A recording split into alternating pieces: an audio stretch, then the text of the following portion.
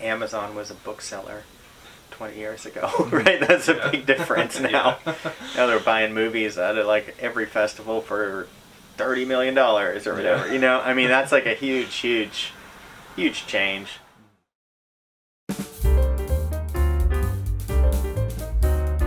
I don't know, maybe they'll lose those big blockbuster chains because they'll show all the Marvel movies online or on the phone, or they'll become like interactive games instead of movies, or I don't really know. It's hard to tell. It really comes down to me to the resiliency of movie theaters. And I think particularly art house theaters and independent theaters have really developed this niche of what we're doing and what we're offering and how we're becoming more community arts centers. We're just redefining what we do all the time. And I think that the story of theaters is a history of resiliency. It's like, okay, different things keep happening. Now people have TVs at home, and now they're watching, now they have VCRs. And now they have Netflix, and now there's Movie Pass, and that's going to kill theaters. We'll get streamlined, I think. You know, it'll be more of the blockbusters, which is unfortunate. We're sitting here with 11 screens. You know, we got the ability to play smaller movies, and of course we do. But I think a lot of that will get by the wayside when it's all done with. On down the road, it'll be more blockbusters versus your everyday film. You start to think about movie theaters across America in similar situations. Well, you're going to have the multiplexes. Are you going to have the art houses? I don't know. The middling films, the smaller budget films are just not being made as much. We had a nice run of independent filmmaking. I think it will continue, but there's just enough product out there from Disney and the big players that keep that in. I mean, I go in New York, it's like, okay, this theater. I know the theaters, and there's certain theaters where it's like, okay, when was the last time I went to that theater because of the type of movies that they're showing? But still, it seems like the numbers are low. You know, 44 million in a weekend on a big release, that's really peanuts. It means that there just weren't that many people in seats. You know, AMC crashed. I'm not super hopeful. I think that when I started seeing simultaneous releases for the theater and streaming, that said a lot to me about where the studio's heads are at. So I see the smaller movies having less of a chance. You know, the Athena's great because they'll show a lot of the arts films that would otherwise not get showed.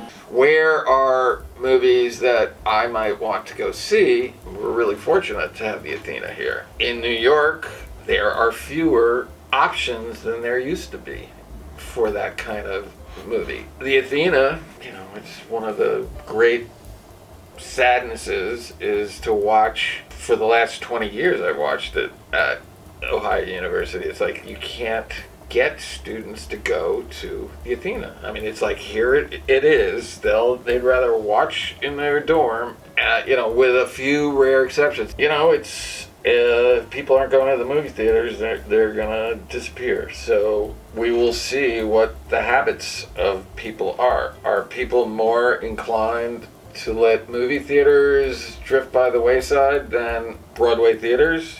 Perhaps. So I think undoubtedly there's just going to be less theaters. So I think, you know, that the sort of the music festivals, the football games, that, you know, we are seeing people return to a social life.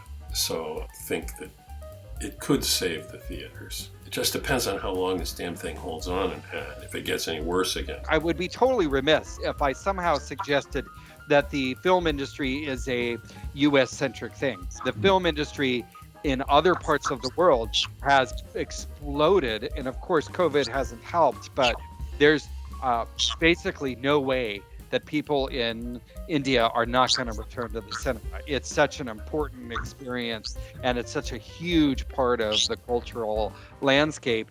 And movies there are so bright and cheerful and colorful, and with music and dance, and I mean, they're such wonderful productions. In other parts of the world, we'll see a continued growth in the industry, and I think that's really good for the U.S. because it makes the market for films in general just bigger than ever before.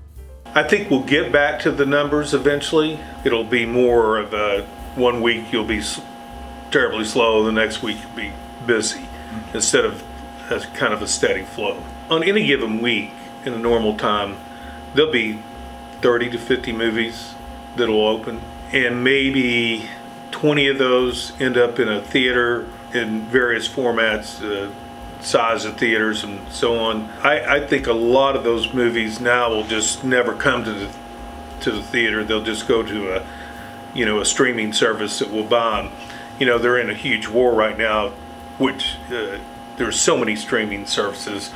I think 5 years down the road there's going to be 3 or 4. All the rest of them I don't think will survive in any way or shape or form because it's too expensive. I think the art houses that are out there probably they may fare better than the megaplexes in the long haul, and so they can still show films as opposed to just strictly digital delivery. And so I think there's a place for that. And then we've got theaters like the Athena in Athens, which it serves. It's kind of a whole different thing. Now, my brother is a leading filmmaker in the virtual film environment. He's had works at the Cannes Film Festival, the Venice Film Festival, all in virtual movies. And so I do think that there's more immersive that we're going to get over time. So that's a space we really need to watch. But the fact that people want that immersive experience to me means that movie theaters are going to be here with us to stay, but that they're going to have to continue to grow. The beauty of the Athena, the beauty of the festival is like we're either showing like art house work, independent work, films that aren't like big blockbusters necessarily, films that have a community draw. Maybe not like the biggest mass appeal of like everybody, like the Marvel movies or whatever. Everybody goes and sees those, right? But there's going to be a movie like, what was it? Fantastic Fungi played the other night. That'll have a huge audience of people that are really interested in mushrooms, So like we still have that. There's all these like communities that are ours, that are local, that are in these places, that are made up of diverse groups of people. And the big movie studios aren't necessarily trying to bring them in. They're just trying to bring in as many people as they can.